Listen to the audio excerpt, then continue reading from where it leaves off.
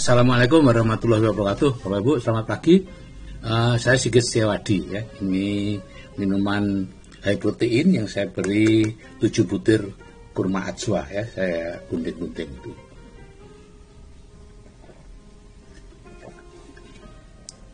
Enak.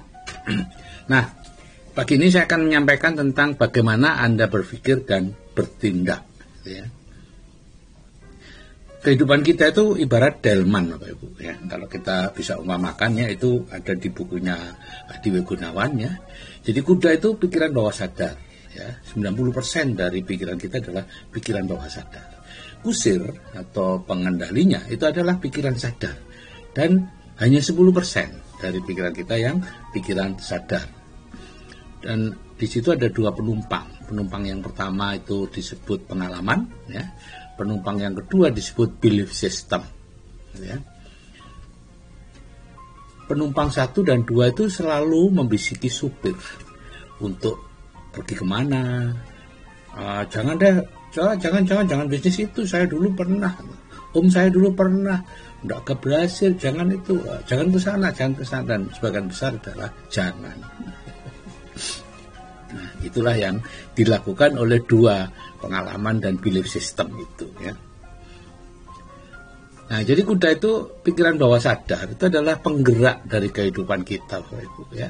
Sedangkan kusir atau pikiran sadar itu adalah pengendalinya, dan sayangnya lebih banyak tidak berfungsi sehingga kehidupan kita lebih banyak otomatis ya. Kreativitasnya itu kurang. Jadi pikiran sadar itu ya kreativitas saja.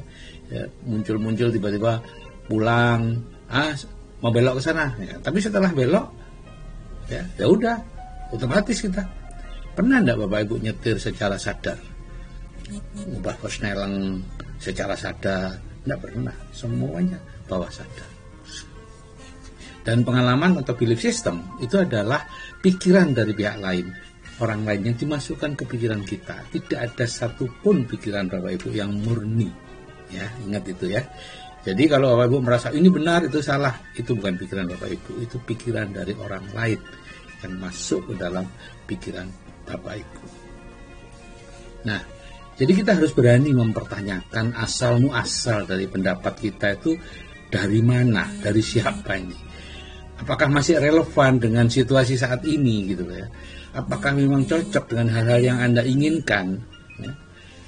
Itulah yang disebut mental block. Jadi dulu mungkin Bapak Ibu pernah diajak ibunya pinjam uang, kemudian pulang-pulang marah-marah karena tidak dikasih pinjaman karena sudah sering pinjam, sehingga mengatakan, lihat itu budemu, pinjamin uang sedikit aja tidak boleh. Memangnya uang dibawa mati? Uang tidak dibawa mati itu masuk ke pikiran Bapak Ibu, dan itu menyebabkan kita kesulitan untuk mencari uang ya. Dan khususnya juga pendapat yang melarang sesuatu, padahal di luar sana itu tidak dilarang. Cari apa sumbernya, bagaimana menafsirkannya, bagaimana dulu yang memberi masukan ke kita itu menafsirkannya. Kita diberi akal Bapak Ibu untuk bisa. Jangan begitu saja mau ya, supaya apa? Contoh ini ya, kalau saya waktu hijrah ke kuadran kanan itu setiap mulai muncul pikiran tertentu, saya selalu berusaha, dari mana ya sumbernya ini? Kalau nggak cocok, nggak saya lakukan, gitu ya. Jadi kalau tidak menemukan sumber yang jelas, saya menunda eksekusinya. Itu yang perlu kita lakukan. Kalau kita menghendaki menjadi diri kita yang terbaik, ya, bukan budak dari pikiran siapapun. Gitu ya. Kita menjadi manusia sebab, bukan sekedar manusia akibat, gitu ya. Yang kesana, kemari, kesini dikendalikan oleh orang lain. Ini contoh pengalaman dan belief system, yaitu penumpang 1 dan 2 itu selalu membisiki kusir untuk pergi kemana. Ya. Jadi masa depan kita akhirnya dibentuk berdasarkan masa lalu kita, iya kan? Karena itu pengalaman, itu belief system, hal-hal yang menurut kita boleh dan menurut kita tidak boleh, itu kan semuanya masa lalu. Ya. Jadi masa depan kita dibentuk berdasarkan masa lalu kita. Jangan Bapak Ibu, nggak kemana-mana kita nanti ya. Dan itulah memang tantangan utama dalam mengubah masa depan ya. Jadi kondisi kehidupan kita saat ini mencerminkan kondisi pikiran kita yang sebenarnya, Pak. Kalau kehidupan kita buruk, keuangannya buruk, utang banyak dan lain-lain, itu berarti pola pikir kita buruk. Kita harus jujur dulu, ya. Jadi kalau kita kurang puas dengan kondisi yang hidup saat ini, ya perubahan dimulai dari pikiran kita. Namanya cuci otak, gitu ya. Ya dicuci otaknya. Toh kita setiap hari dicuci. Saya dulu waktu masih kedokteran, ya dicuci otaknya dari SMA. Otak anak SMA dicuci menjadi otak anak orang kedokteran dan seterusnya. Setiap hari kita cuci otak. Dan pikiran itu terdiri atas pikiran sadar dan pikiran bawah sadar. Ya, pikiran bawah sadar kita cuma 10%, pikiran bawah sadar yang 90%. Nah, ini contoh nih, program bekerja keras mencari uang. Itu program yang ditanamkan ke kita, sebagian besar dari kita pada saat kita masih usia 0-7 tahun. Akibatnya apa? Kita harus bekerja keras untuk mendapatkan uang. Dan berapapun uang yang kita dapat itu didorong untuk dihabiskan. Anda tidak bisa loh menahan dorongan itu. Akan selalu muncul, kapan lagi gitu. Kapan lagi bisa beli tape, kapan lagi bisa beli HP, kapan lagi bisa beli motor, kapan lagi bisa beli mobil, kapan lagi bisa beli, terus kapan lagi. Akhirnya uangnya habis. Ya. Dan semakin tua Anda akan bekerja semakin keras. Nah, jadi segera cari mentor dan lakukan cuci otak dengan program hidup nyaman, uang datang terus, program baru, ya. Itu yang kita lakukan di MSO, ya. Nah, jadi Bapak Ibu, pikiran sadar bisa dengan mudah dirubah lewat buku maupun seminar yang kita pilih. Tapi masalahnya 90% dari kehidupan kita dikendalikan oleh pikiran bawah sadar, sehingga apapun yang kita pilih sendiri biasanya tidak membuat kita berubah, justru menguatkan, ya, karena itulah sifat dasar kita. Kita tidak mau memilih sesuatu yang kita tidak suka, selalu yang kita suka. Cari buku-buku yang kita suka, cari seminar-seminar yang kita suka, ya sudah selesai, ya. Jadi untuk merubah pikiran bawah sadar perlu peran orang lain, yaitu untuk melawan pikiran kita yang juga diisi oleh orang lain, ya. Jadi nggak ada sama sekali yang murni pikiran Anda, Bapak Ibu. Ingat itu, ya. Nggak usah terlalu mempertahankan, ini pikiran saya sudah benar belum, gitu, ya. Ini ada 5 cara masuknya sugesti ke pikiran bawah sadar kita, ya. Pertama oleh orang-orang yang punya otoritas kita, ya. 0-7 tahun itu orang tua kita, mbak dan sebagainya. Terus afirmasi yang diulang-ulang, ya. Kalau Anda terus berulang-ulang, akhirnya masuk juga.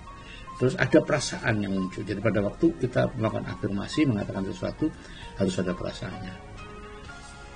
Atau anak-anak tiba-tiba dibentak oleh orang tuanya, hei kamu nyuri gini, ya, udah masuk penjara, besok pasti masuk penjara, gitu, ya. Dan meditasi atau hipnoterapi atau afirmasi yang dilakukan 30 menit menjelang tidur dan bangun tidur, itu adalah masa di mana kita secara alami bawah sadar kita terbuka, ya. Dan ini kita sering merasa tidak sanggup melakukan sesuatu, ya. Itu karena pengalaman masa lalu kita. Jadi serahkan saja urusan bisa atau tidak bisa itu pada Tuhan atau pada semesta, ya. Tugas kita adalah berusaha melakukan berdasarkan apa yang kita inginkan. Ingat Bapak Ibu, ya, apa yang kita inginkan, bukan apa yang berdasarkan pengalaman kita. Lupakan semua pengalaman kita. Itu bukan pengalaman kita, itu pengalaman orang lain, ya. Jadi cari seseorang yang Anda ingin menjadi seperti dia, kemudian putuskan untuk melakukan apapun yang dia minta kita lakukan. Orang itulah yang disebut mentor, dan Andalah yang punya hak untuk menyebut dia mentor. Kalau si mentor sendiri sih acut-acut, ya. Saya mungkin orang lain menganggap saya mentor, ya udah ikutin apapun kata saya, gitu, ya.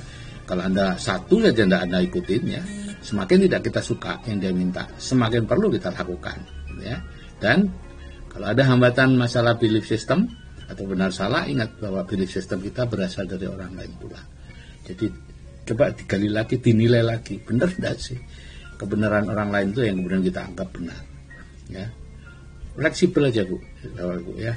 Dan kadang-kadang kita merasa ada perubahan belief system, kita anggap pencerahan. Enggak lah, itu hanya perubahan dari satu belief system ke belief system yang lain. Belum tentu belief system yang terakhir ini tadi juga sudah permanen, nanti bisa berubah lagi ke belief system yang lain. Jadi rahasia perubahan adalah sepenuhnya teachable kepada mentor. Itu yang dulu saya lakukan ya. Apapun mentor mengatakan, Pak, dengerin kaset ini Pak, saya langsung beli kaset. Pak, di Bandung ada presentasi Bapak ini Pak, Bapak perlu hadir. Saya langsung ke Bandung, nggak pakai babi butanya ini itu enggak. Ada sedikit saja anjuran mentor yang Anda enggan lakukan, Anda gagal berubah.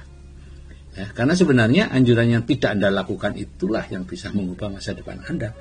Ya, kalau masa depan Anda selama ini tetap begitu, karena memang ya yang seharusnya Anda lakukan itu Anda tolak, itu aja prinsipnya itu. Ya. Jadi contoh saya sendiri Bapak Ibu ya, saya ingin freedom. Tapi selama 10 tahun saya menghindari bisnis tertentu yang tidak saya sukai. Meskipun banyak buku yang menyarankan, tapi saya tidak mau. Saya mencoba cari sendiri. Ya, sampai kemudian menyerah karena ajak anak-anak. Ya, dalam 2 tahun saya bisa freedom 17 Agustus 2005. Jadi saya percaya Bapak Ibu, Anda pun merasa punya bisnis yang bisa membuat bebas finansial dan bebas waktu. Ya, jika Anda semangat mengerjakan bisnis itu, padahal pola pikir Anda masih pola pikir bekerja keras mencari uang, yaitu pola pikir yang sekarang, yang dimiliki 95% orang, hampir pasti bukan itu bisnis yang tepat untuk Anda, gitu ya. Karena Anda akan tertarik sesuatu yang sesuai dengan pola pikir Anda, yaitu bekerja keras mencari uang. Bisnis itu akan membuat Anda tetap bekerja keras mencari uang. Kalau Anda menginginkan kebebasan uang dalam uang dan waktu, ya ikuti mentor yang sudah bebas finansial dan waktu. Oke Bapak Ibu, jika dengan mengolah pikiran bawah sadar dan bergaul dengan komunitas tertentu, Anda bisa menarik uang ke dalam jumlah besar ke rumah Anda. Mengapa Anda harus bersusah payah keluar rumah mencarinya? Ya, pagi bermacet-macet ke masuk kota, sore bermacet-macet keluar kota. Ya, dunia ada di genggaman Anda, ya, tepatnya di hati Anda. Oke, saya kira itu yang bisa saya sampaikan. Terima kasih. Wassalamualaikum warahmatullahi wabarakatuh. Salam sukses dari saya Sigit Setiawadi dan salam hebat dari MSO.